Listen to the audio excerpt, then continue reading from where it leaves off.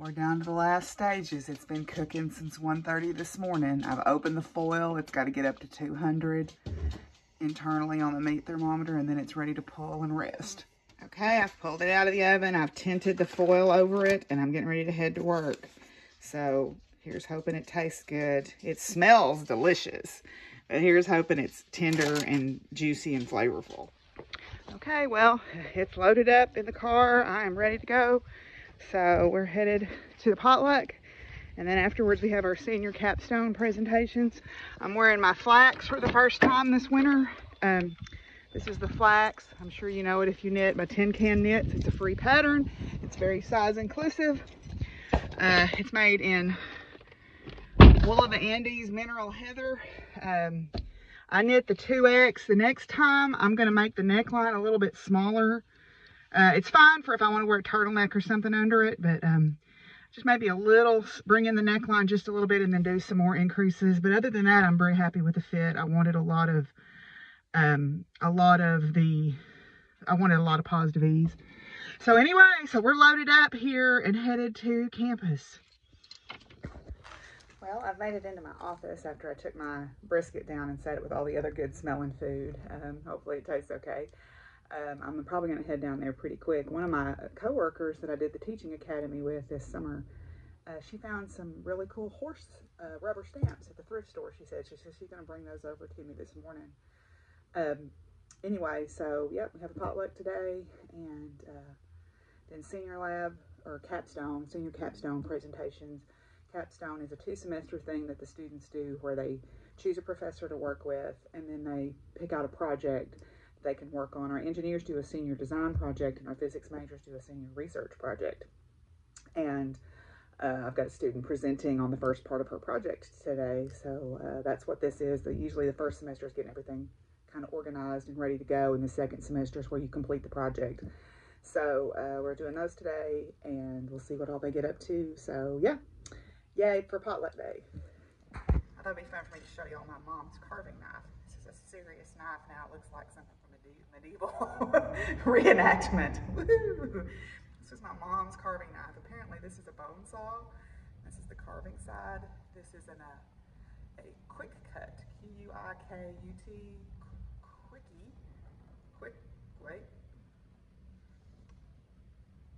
Quickle. It's stainless, made in the USA. This is probably circa like 1950s. So this is a serious knife. Anyway, so I thought I would share that with you guys.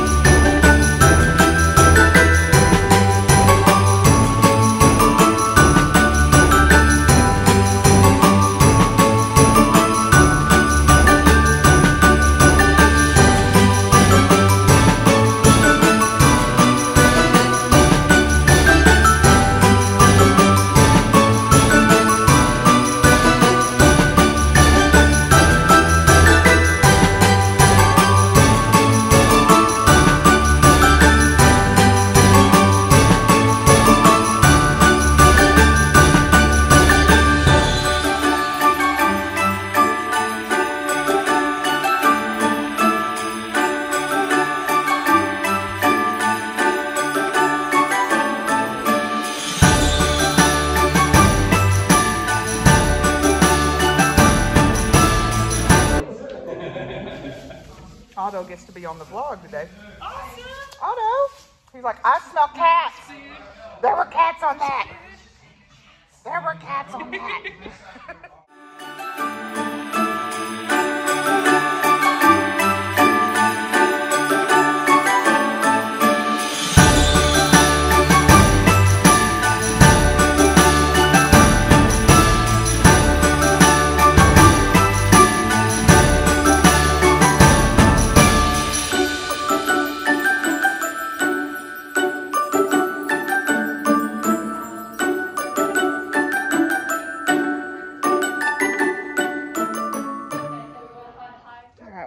From school, and I've been out doing my chores.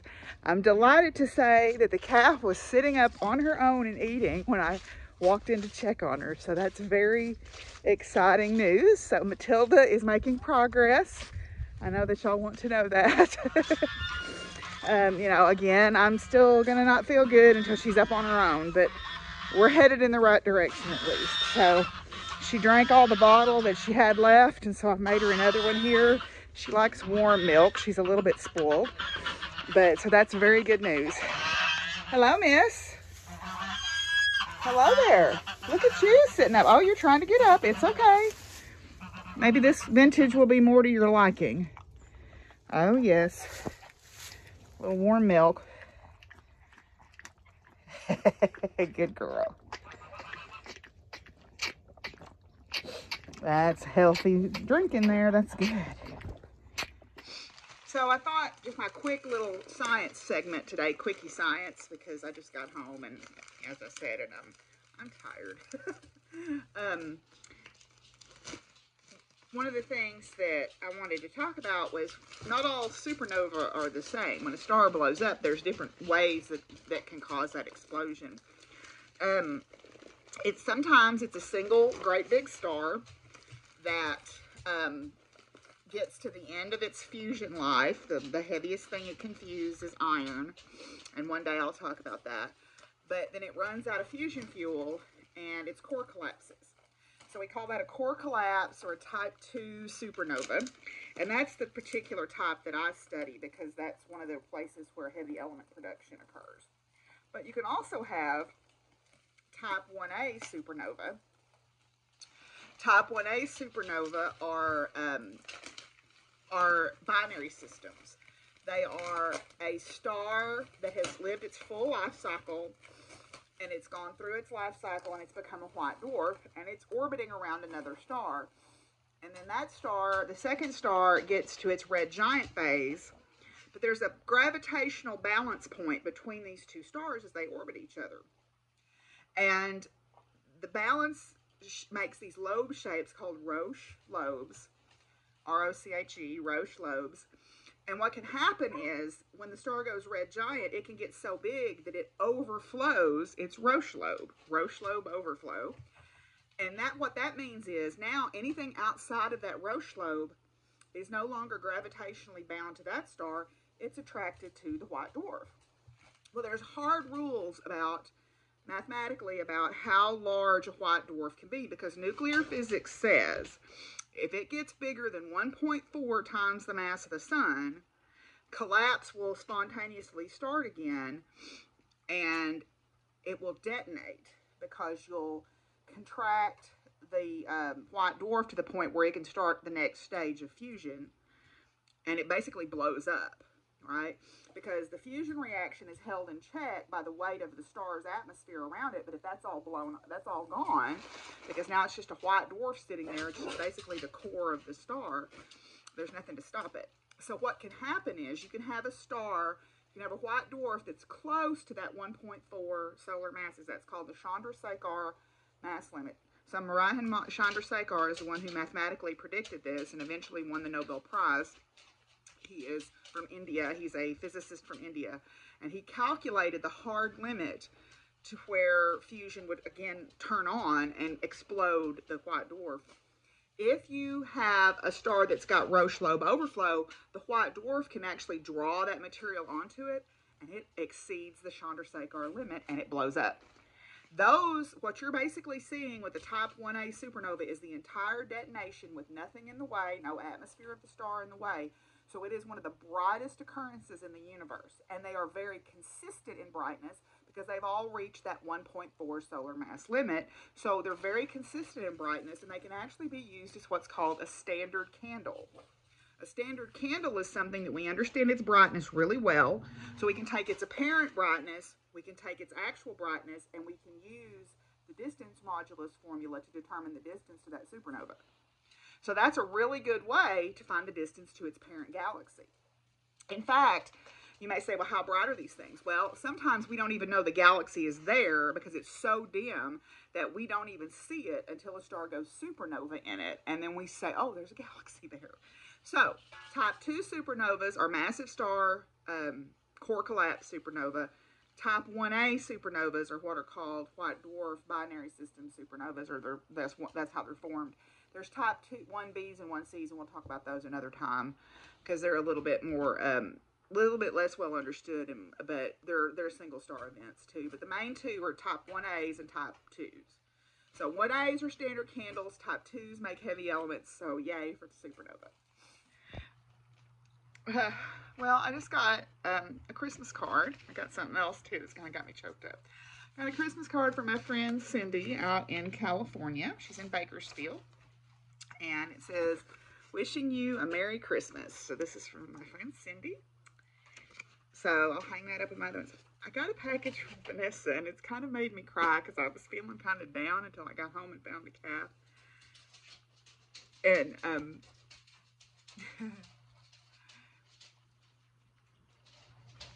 sometimes I get lonely and sad, and I think nobody cares. And I know that's not true. But, you know, I can't even say how much this means to me. Vanessa sent me a beautiful card, and it's got a little dog print wax seal on it. And she made me a little book herself. She made this book. So it's got little notepad paper in it that I can write. So this is going to be a special notebook for something. I don't know exactly what, but it'll be very special. And she wrote a very sweet note, and she gave me a very sweet gift card inside there. But the main thing that she sent me some beeswax pellets because she knows that I use a lot of beeswax pellets. But y'all look at this bag.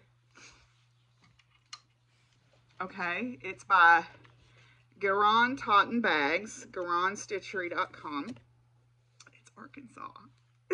It's Arkansas. Look, it's got, this is all down around Hot Springs, so there's like Crater of Diamonds and Garvin Woodland Gardens, and it's got the State Bird, and it's got Crystal Bridges, which is up in northwest Arkansas, and Lake Washita and Little Rock, and the Natural State Apple Blossoms, and it's Arkansas. It's a cross-stitch bag. Oh, and look, it's got on the inside. This is, Vanessa, thank you so much. You made my day. This is just the best thing ever. Thank you. So, I'm very grateful for the people that I have met. As I have said, I would not have met y'all had I not started doing podcasting. And I know that sometimes it's a lot for people who podcast, but I think that everybody that does it is grateful that they've met some people. And y'all keep me from being lonely. So, thank you for that. I didn't go in the back and get my hot chocolate. It's just a bridge too far right now, y'all. So I'm going to open my Stitchy box. Hi, Baxter. I'm going to open my Stitchy box. Today is one of my very oldest, dearest friends' birthdays, too. Anyway, it's a buffalo check bag. Pack up your travel stitching in this little bag before your Christmas road trip, be it travel to another state or to that stitching chair, from the stitching chair to your comfy couch. That is sweet. Look at that. Can't ever have too many little zipper bags. So that's awesome. Well, Baxter is telling me that it's time for me to pay attention to him. And Willie's back here in his spot. There's Willie. So, see, I've got a buffalo check blanket on my chair back right there. So, I'm going to call it a night here. It's been kind of a long day. Good day, but part of my particular mental health issues is sometimes I just get a little overwhelmed, and today, driving home, I kind of let that happen to me, but I'm so grateful for all of you. I'm grateful that we have gotten to know each other in this little community. Thank you for being supportive. Thank you for, all your kind comments and your uplifts and everything. And I'm so glad to know all of you. So I will see y'all tomorrow. And until then, bye. Son, you and I are going to have a talk. You can't keep giving me a heart attack like this. You're a brat. Yes, you are.